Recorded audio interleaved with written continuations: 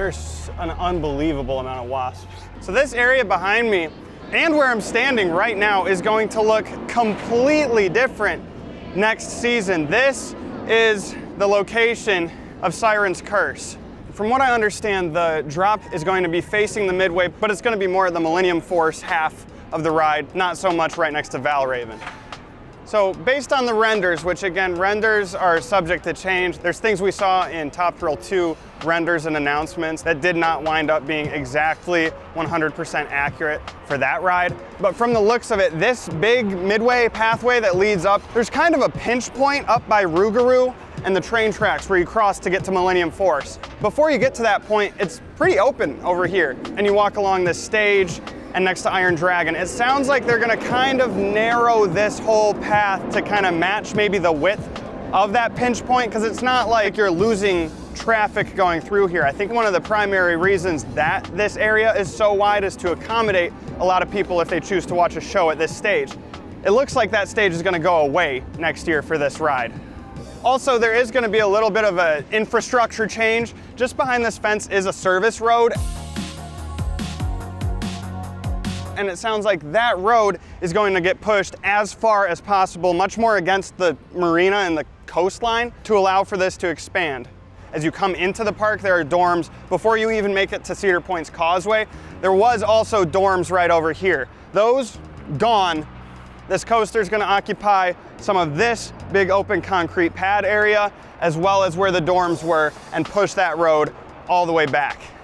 So a little more context about Siren's Curse. This roller coaster was not initially meant for Cedar Point. Energylandia, a park in Poland, and if you don't know about Energylandia, it is basically a Cedar Point or Six Flags Magic Mountain sized like super park that kind of popped out of nowhere. And that was because the government wanted to incentivize tourism to Poland, so they were just dumping money into this park. Energylandia was planning on getting a tilt coaster. Well, that's not happening.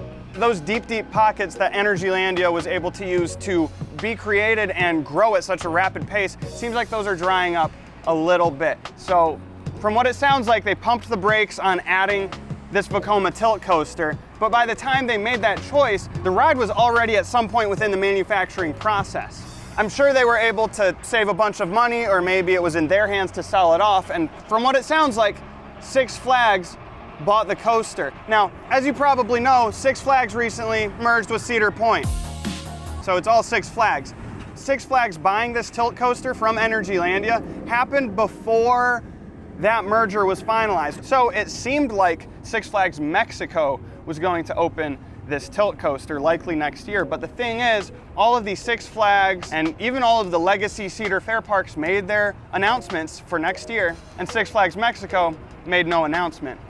It's not even just a rumor that Six Flags Mexico had this thing. There are photos, I'll put one here, of this coaster's track in Six Flags Mexico's parking lot. So clearly, there were plans to do something with this. Once again for this coaster, it seemed like there were some problems. I don't know if it is after the merger, the combined company decided to quickly relocate this asset. There could have been issues with the local governments and ordinances. Six Flags Mexico just might have not got the permits to be able to open this thing. So now fast forward to September 19, and Cedar Point announces Siren's Curse, which, if you look at the layout of the originally announced Energylandia Vekoma tilt coaster and this, it really does seem like it's the exact same ride. And this is really interesting. This seems to have been a very last-minute decision by Cedar Point and by Six Flags, the parent company. I'm sure Cedar Point won't say a thing about this, but they might have been planning on adding a new ground-up roller coaster in the next couple of years. But my guess is Top Thrill 2 was probably going to be the main roller coaster attraction for a good couple of years. But since Top Thrill 2 has had a rocky start, they may have expedited adding their next coaster to potentially take some attention away from Top Thrill 2's rocky start and to add something legitimately new when a lot of guests otherwise would have been like, Top Thrill 2, it's not really new, but it's sort of new this year because it was only open for a week last year. So it does make sense why Cedar Point would go and add a new coaster. But the reason I think this is really interesting is, again, because this isn't a coaster made for Cedar Point. I don't know if Cedar Point has, in the last multitude of decades, bought a roller coaster that wasn't specifically custom designed for the park or for the plot of land that it's going to be put in. With everything that's surrounding this, Top Thrill 2, the funky year, this could be a one-off. They needed something in a pinch, and lo and behold, there was something available to add last minute.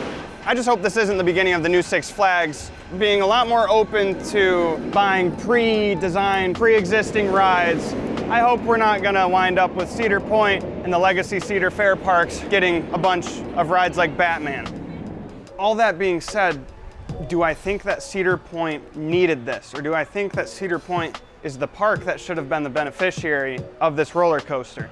And genuinely, I have mixed feelings about it. This seems like a semi-short-sighted play. And I don't mean Cedar Point didn't think about this decision, but I do think that this is sort of an addition that was made as a response to something, to the circumstances.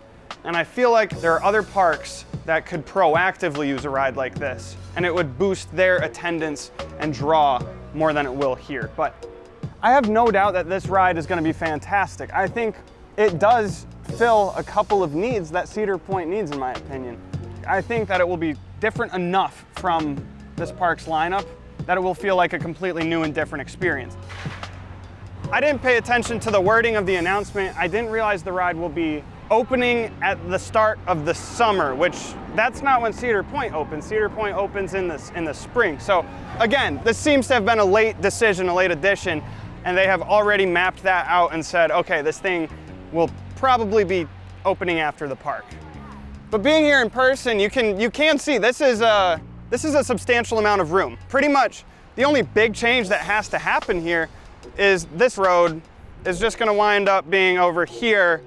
It's going to be cool. It's going to be cool to see this come up, see this happen. But I am very excited. I said this in my Holiday World video. I am excited to see new generation Vekoma come to the US and come to Cedar Point, because Cedar Point has a level of prestige that they're often industry trendsetters. In case you don't know, Vekoma is a pretty old manufacturer at this point, and they started out making rides very similar to the defunct manufacturer Aerodynamics. So they've made corkscrew models, they've made looping models, but somewhat notorious for being rough, uncomfortable, and just not the most dynamic experiences. But new gen Vekoma, starting with Formula at Energylandia, of all places, the place where this ride, Siren's Curse, was supposed to go initially. Energylandia opened Formula, which was a launching coaster that showcased Vekoma's new mindset behind roller coasters and track design, and it's a smooth, dynamic, intense ride. And other areas across the world have started to take notice, but new gen Vekoma's taken their time to get to the US, so hopefully this is the start of a lot of that.